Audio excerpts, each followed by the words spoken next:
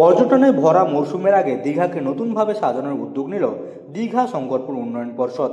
এবার দীঘার রাস্তাঘাট হবে ঝাঁ চকচকে। আগামী ডিসেম্বরে পর্যটনে ভরা মরশুম শুরু হওয়ার আগে সৈকত শহর দীঘার রাস্তাঘাট মেরামত ও সম্প্রসারণের উদ্যোগ নিয়েছে দীঘা শঙ্করপুর উন্নয়ন পর্ষদ। সব মিলিয়ে প্রায় 2 কোটি টাকারও বেশি কাজের জন্য টেন্ডার আহ্বান করা হয়েছে। গত 14ই অক্টোবর থেকে এখনো পর্যন্ত 10টির বেশি কাজের টেন্ডার ডেকেছে পর্ষদ, যার মধ্যে বেশিরভাগই খারাপ রাস্তা সংস্কার ও রাস্তা চওড়া করার কাজ। মূলত দীঘার যে মেন রোড, যেটা ফোরশোর রোড বলে আমরা জানি, সেটাই দেখছেন আপনারা ওয়াইডেনিং হচ্ছে, প্লাস রিপেয়ার হচ্ছে, বেশ চওড়া হয়ে যাবে রাস্তাটা। বর্ডারের ওদিকে কাজ আগেই শুরু হয়ে গিয়েছে, দীঘা গেটের এদিকেও কাজটা শুরু হবে।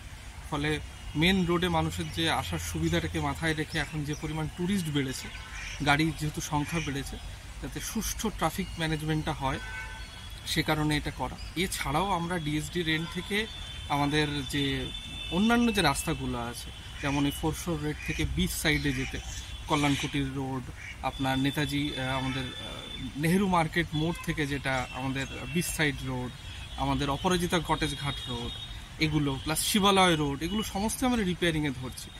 ডিএসডিও সূত্রে জানা গেছে, নিউ দীঘার অমরাবতী পার্কের উত্তর পূর্ব দিক থেকে বাইপাস পর্যন্ত বেহাল পাকা রাস্তা মেরামতের জন্য 7,35,000 টাকা বরাদ্দ করা হয়েছে। জগন্নাথ মন্দিরের পেছনে ভোগী ব্রহ্মপুর স্থানীয় চণ্ডী মন্দির থেকে দীঘা স্টেট জেনারেল হাসপাতালের পেছনে দরজা পর্যন্ত কংক্রিটের রাস্তা তৈরির জন্য প্রায় 82,96,000 টাকা বরাদ্দ হয়েছে।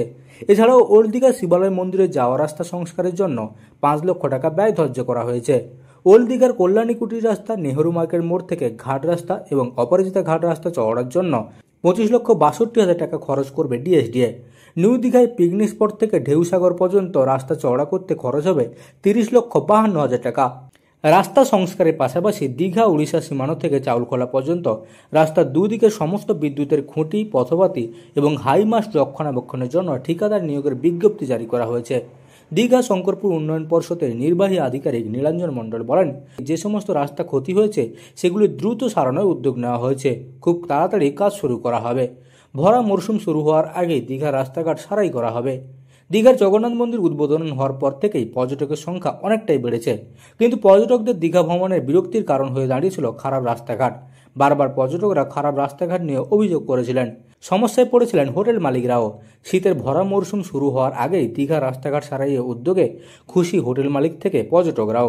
পূর্ব মেদিনীপুরের দীঘা থেকে মদন মাইতির রিপোর্ট, লোকাল 18 বাংলা।